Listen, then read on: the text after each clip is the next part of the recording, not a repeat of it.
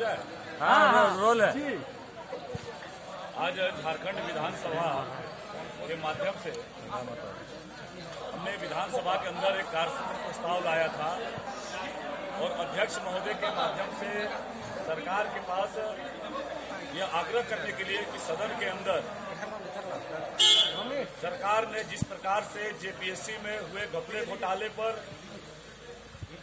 लगातार सरकार चुप्पी साधे रही, वहीं दूसरी ओर सरकार अपने तुष्टीकरण की राजनीति को पोषित करने के लिए जिस प्रकार से आपने पिछला सत्र में देखा होगा कि वर्तमान की यूपीए सरकार के द्वारा नमाज नीति के माध्यम से नौजवानों के जो रोजगार के सवाल थे,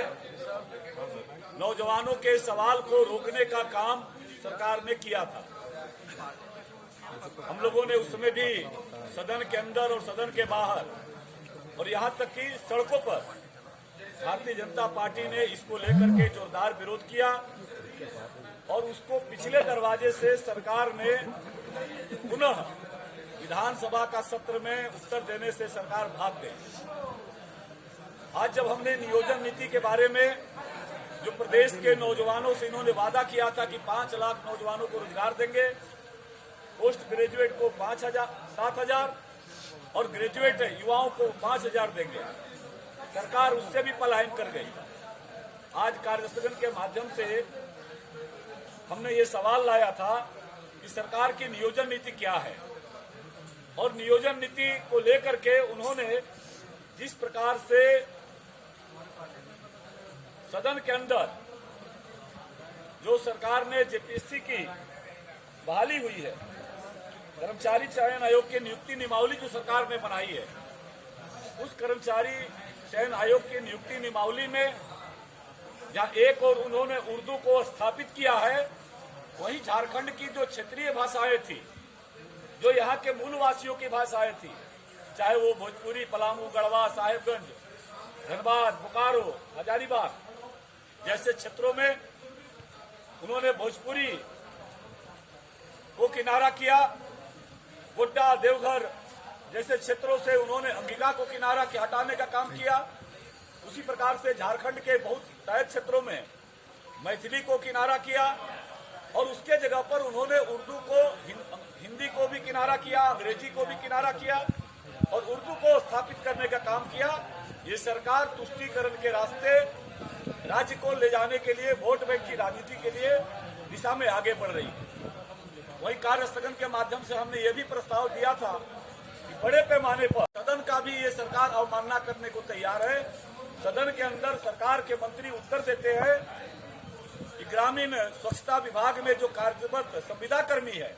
वो संविदा कर्मियों को नहीं हटाया जाएगा और पिछले दरवाजे से सरकार के लोग संविदा कर्मियों को एक एक करके हटाने का काम कर रहे हैं। आप देख रहे होंगे कि कपाती ठंड में हमारे पेयजल स्वच्छता ग्रामीण के संविदा कर्मी लगातार आंदोलनरत है और यही स्थिति हर विभागों में, शिक्षा विभाग में है, स्वास्थ्य विभाग में है, सहिया है, पोषण सखियों को नहीं मिल रहा है, इस प्रकार का काम कर रही है। और दुर्भाग्यजनक तरीके से जब सदन के अंदर भारतीय जनता पार्टी के विधायक मांग कर रहे हैं और कह रहे हैं कि सरकार अपना जेपीएससी के बारे में जो धांधली हुई है, जो गड़बड़ी हुई है, उसको सीबीआई जांच कराने की मांग कर रहे हैं, सदन के नेता जब अध्यक्ष के आदेश निर्णय से जब खड़ा होते हैं तो कल तक ये सरकार बाहरी भीतरी की बात करती थी, कल तक ये सरकार बाहरी भीतरी की बात करती थी, अब ये सरकार जातीय आधार पर भी बातें करना प्रारंभ हो गई है और उसको करके नौजवानों के जो मुद्दे थे, जो जेपीएससी में गड़बड़ी घपले घोटाले के जो मुद्दे थे, उससे सरकार पलायन कर रही है। आप सोच सकते हैं कि झारखंड के नौजवानों के साथ, यहाँ के संविदा कर्मियों के साथ, यहाँ के लोकतंत्र की हत्या करने पर ये सरकार किस प्रकार का आमादा है। ये बाहरी भीतरी करके सत्ता में आए और सत्ता मिलते ही गड़बड़ियां करके अपनी गड़बड़ियों को छुपाने के लिए, घपले घोटाले को छुपाने के लिए अभी सदन में सदन का नेता माननीय मुख्यमंत्री जी का जो बयान आया है, अब वो जातीय हथकंडे अपना करके और इस राज्य के अंदर विभाजनकारी राजनीति को पोषित करने का काम कर रहे हैं। कौन थे, इसी को परिभाषित कर दे। तब तक तो कहते थे कि बिहारी लोग आ गया, कल तक तो कहते थे कि उत्तर प्रदेश के लोग आ गए, कल तक तो कहते थे कि छत्तीसगढ़ के लोग आ गए, जल जंगल जमीन की बात करते थे। आज जंगल लूटे जा रहे हैं, जंगल साफ हो रहे हैं, पानी की मांग करने वाले लोगों को लाठियां मिल रही है। इसीलिए ये सरकार अब पलायन कर रही है। इन्हें न तो नौजवानों की चिंता है। आपके माध्यम से मैं माननीय मुख्यमंत्री जी से पूछना चाहता हूँ कि आपने ही कहा था 2 साल हो गए, 2 बजे तक आपने कितने लोगों को 7,000 रुपया दिया, कितने लोगों को 5,000 रोजगारी भत्ता दिया, आपने 5 लाख प्रति वर्ष रोजगार देने की बात की थी, कितने लोगों को आपने